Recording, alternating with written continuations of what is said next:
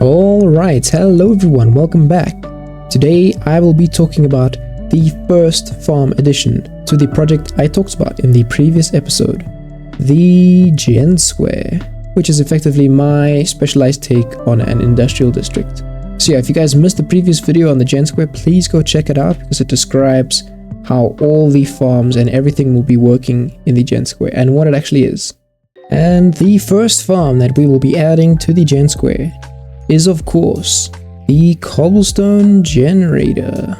Cobblestone is the core material in any redstone contraption or design, which is why it is the first farm that we need to build in the GenSquare. And you might recognize the design before you. It is a design by the one and only Ilmango, of course. And I have searched the internet, and this is by far the best early game cobblestone farm in the game right now. Which is why I've chosen this design as the cobblestone farm that I would like. It is a very easy and manageable farm to build in the early game, only requiring less than a stack of obsidian, which is doable, and some lava and a small amount of redstone components, and some slime and a coral. I have created a workaround for all the slime and the coral fan if it is not something that you can obtain, but other than that, this design is as simple as it gets. Alright, so let me show you it in action.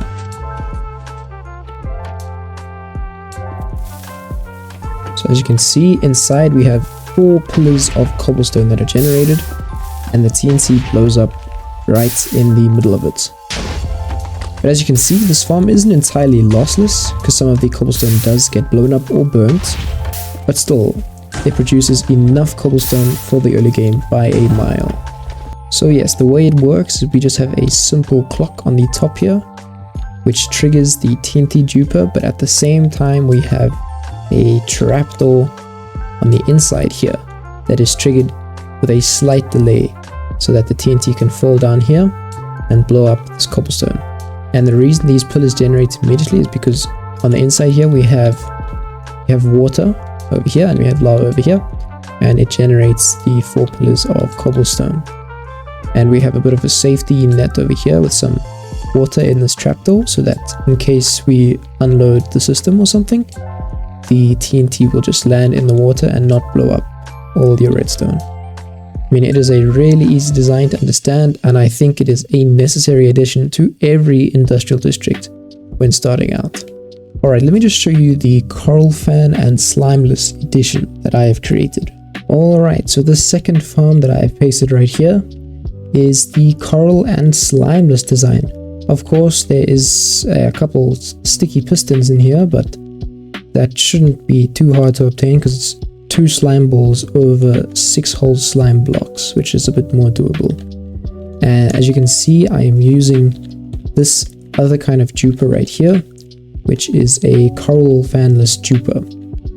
But this design works exactly the same, and once again you can find schematics for both of these farms in the description. But yes, the main concept was of course designed by Ilmango, and this little addition over here was done by me. So I'll show you it in action. It just does the exact same thing. Dupes the TNT and blows up all the cobblestone.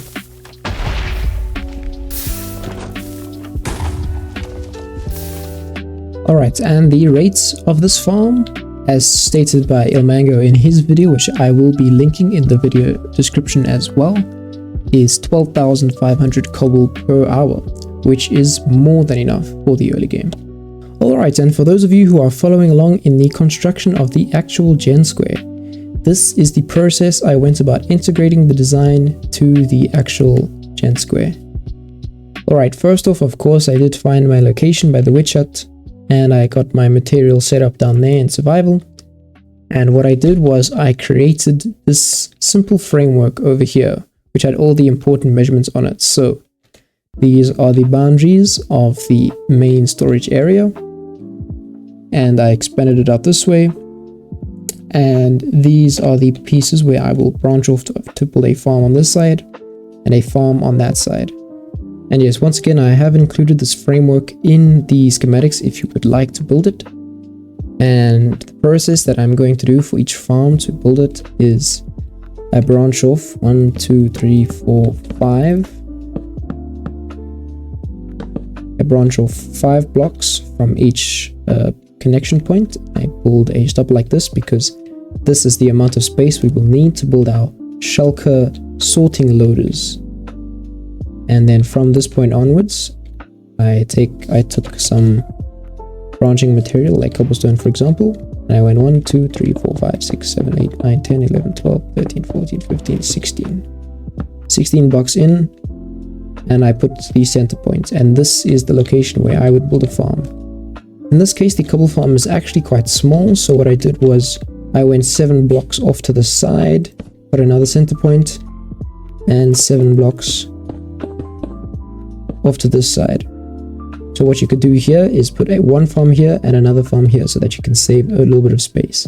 And later on, of course, this entire framework will be made to look a lot more aesthetically pleasing, but we do not have the resources for that in the early game. Alright, and from this point, what I did was I placed my schematic, my small cobble farm, and luckily this cobble farm is actually rotational, and I placed it right in the center like this, and I was ready to build it. And I got all my materials by just going right here, material list. I looked at my info HUD, got all the things I needed, and I got to building it. But obviously right now I'm just going to paste it like that, and you have your cobblestone generator. And all I did was I created a little chest system over here. I just got some hoppers and some chests. I just chucked down a couple of hoppers and chests, and this is just the temporary solution I use to collect the cobblestone for the early game, because once again I will only construct the outside perimeters of this once I have all the farms and resources necessary to do so. So congratulations, farm 1 of the GenSquare is now complete. Cobblestone for life has been achieved. And in the next video, we will fill in a farm to put in that spot right there, which might have a little something to do with the lava chicken or something. But yeah, don't forget to check out the previous video of the GenSquare description. And yeah, stay tuned for all the next farms that I will be releasing to put in the GenSquare. So yeah, thank you guys for watching, and see you in the next one. Goodbye.